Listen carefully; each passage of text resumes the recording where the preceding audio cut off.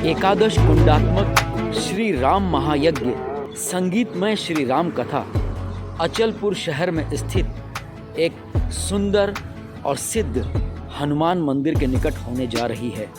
इस मंदिर का नाम है काले हनुमान मंदिर। यहाँ की प्रतिमा प्राचीन है और शायद बहुत कम जगह ऐसी होंगी जहाँ पर आप काले हनुमान का दर्शन कर पाएंगे। इसके निकट ही एक सुंदर से खेत में आयोजन किया जा रहा है राम कथा का। ये मूर्ति की क्या विशेषता है? ये काल भैरव के स्वरूप में और ये नाग के फांस में है। नाग फांस में, जब हनुमान जी को नाग फांस में बांध के रावण के दरबार में ले गए थे, वो फांस है इनको नाग का। अच्छा। ये मूर्तियाँ सहसा नदी के किनारे पुरातन शहरों में मिलेंगी। बच्चियां यहाँ स्वयं अपनी इच्छा से आकर अपनी सेवा देती हैं। दूर दूर से लोग आ रहे हैं सुल्तानपुरा स्थित काले हनुमान के निकट। बड़ा ही सुंदर मनोहारी दृश्य है और यह मंदिर नदी के किनारे स्थित है और इसी से लगा हुआ परिसर आज श्री राम यज्ञ का स्थल बन चुका है। श्री राम कथा का एक अद्भुत स्थान बनने जा रहा है और आप सभी के पास ये शुभ अवसर है। आप इस स्थान पर पहुंचकर दिव्य संतों के दर्शन कर सकते हैं और साथ ही साथ यज्ञ में शामिल होने का, यज्ञ के दर्शन करने का सौभाग्य प्राप्त कर सकते हैं। मंदिर से उतरकर जब ढलान से हम बढ़ते हैं नदी की ओर तो एक छोटा सा संकरा रास्ता हमें यज्ञ स्थल की ओर ले जाता है।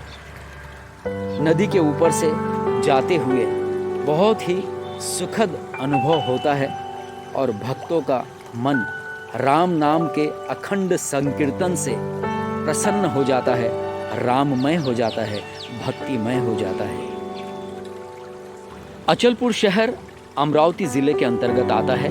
ऐतिहासिक शहर है अचलपुर और ऐतिहासिक ही है यहाँ का काले हनुमान मंदिर। और जो आयोजन यहाँ होने जा रहा है वो भी अपने आप में एक किसी इतिहास के निर्माण से कम नहीं है। सौभाग्य से श्री राम कथा के मुख्य व्यास यहाँ उपस्थित हैं। आइए जानते हैं उनसे यहाँ की संपूर्ण प्रक्रिया के बारे में। अचलपुर शहर में एक बहुत बड़ा आयोजन हो रहा है और ये बहुत ही सौभाग्य का विषय है।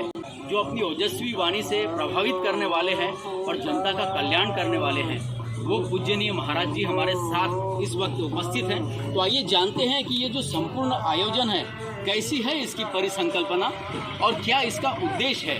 महाराज जी बहुत बहुत प्रणाम। बोलिए राजा रामचंद्र भगवान की जय।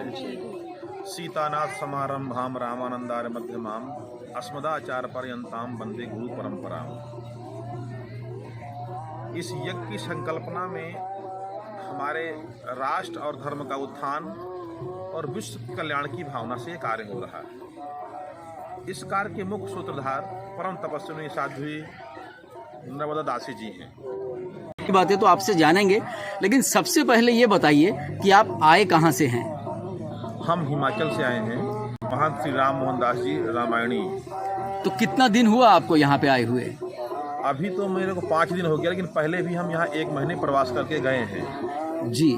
तो यहाँ पर अब हम देख रहे हैं कि काफ़ी सारे यहाँ तमाम लोग आ रहे हैं, बैठ रहे हैं, दर्शन कर रहे हैं। हमने देखा कुछ बच्चियाँ यहाँ सफाई कर रही थी, कोई रंगोली डाल रही थी। तो कैसे ये प्रेरणा उनको मिल रही है? क्या आपने ये सब करने के लिए उन्हें कहा है? देखिए, हम लोगों का मुख्य उद्देश्य होता है जी, वो किसी भी आयोजन के मूल में लोगों के अंदर एक जागृति करना होता है। लोग धर्म के लिए अंदर से जागृत हैं, पाश्चात्य संस्कृति से बचें, अपनी सनातन प्रवृत्ति को अपनाएं। जी। हम लोग जो आयोजन कर रहे हैं इस आयोजन के माध्यम से, जिसमें आयोजन के 3 उसमें हैं। सुबह 7 से 12 बजे तक यज्ञ होगा जी। यज्ञ के माध्यम से पर्यावरण शुद्धि से लेकर के जी हमारे यज्ञ के मंत्रों को सुनने के बाद जो इंटरनल रिपेयर होती है व्यक्ति के जीवन में जी, हमारे जो असंतुलित जो हमारे एलिमेंट्स होते हैं उनको संतुलन बनाए रखना होता है। इसके अलावा फिर जो 7 से 12 बजे तक यज्ञ होगा। तो महाराज जी ये बताइए कि यहाँ बहुत सुंदर एक यज्ञशाला निर्मित हो रही है, तो हम जानना चाहते हैं कितने दिन चलेगा ये यज्ञ? ये यज्ञ चलेगा 30 नवंबर से 8 दिसंबर तक। और इसमें कौन कौन हिस्सा ले सकता है? इस यज्ञ में प्रायकर जो लोग मांसाहार सेवन न करते हो जी, अपने जीवन में जिन्होंने दारू न पी हो जी, ड्रिंक ना करते हो, ऐसे लोगों को ही हम लोग प्रायोरिटी देते हैं इसमें जी।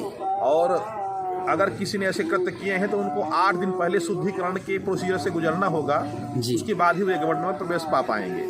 तो इस यज्ञ के अलावा और कौन कौन से कार्यक्रम यहाँ होंगे? इसमें राम कथा है, अंतर्राष्ट्रीय संत सम्मेलन है और अखंड अन्न क्षेत्र का आयोजन किया गया है। तो हमने सुना है कई लोगों के मुख से कि आप बहुत अच्छी राम कथा करते हैं और यहाँ की कथा भी शायद आप ही करने वाले हैं।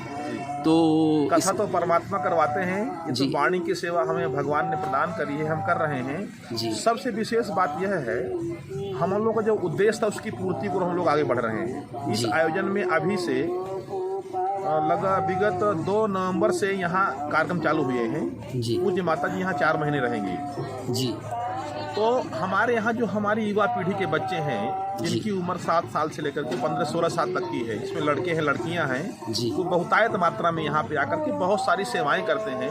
जी, उनके चेहरों पे जो आप फ्रेशनेस गुडनेस देख पाएंगे जी। उससे आपको एक चीज समझ में आएगी कि ये अंदर से फील कर पा रहे हैं कि वास्तव में एक आध्यात्मिक ऊर्जा जी। यहाँ जो प्रवाहित हो रही है जी। उससे हमारे जीवन में परिवर्तन स्वाभाविक है। जी, हम लोग धार्मिक आयोजन करके अर्थ लाभ लेना जी। या जीवन में कुछ क्षण प्रसन्नता प्रदान करने के लिए नहीं करते हैं। जी, व्यक्ति को आजीवन आनंद की अनुभूति होती रहे, जी, वो अपने पूरे जीवन में नियमितता के आधार पर जीवन को जिए, वो मानसिक स्वस्थ रहे, पारिवारिक मस्त रहे और सामाजिक जीवन अच्छी तरह से जिए, ऐसी संकल्पना लेकर हम लोग कार्य करते हैं और वो हमें देखने को मिल रहा है।